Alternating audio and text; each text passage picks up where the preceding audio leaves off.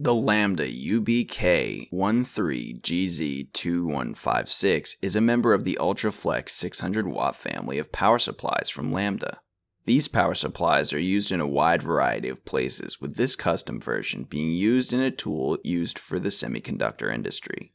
This Lambda has 4 outputs, which as shown in the video, we're only checking one of them, which is a non-standard 5.6 volt of direct current. In particular, this power supply is configured with twin isolated 15 volts of direct current outputs, which can be configured as a plus and minus 15 setup. This supply also has a large current output of 36 volts of direct current. ERD rebuilds not only the base, which contains the main power output controls, but also we refurbish each of the individual output modules, which ensures many years of continuous operation. ERD has repaired a variety of these power supplies by many OEMs, and as you can see in the video, we are able to load these power supplies by whatever load is needed.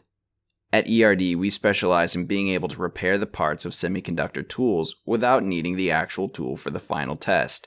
These power supplies, along with variable DC supplies, are found within many semicon tools, and typically are the first assemblies that require service.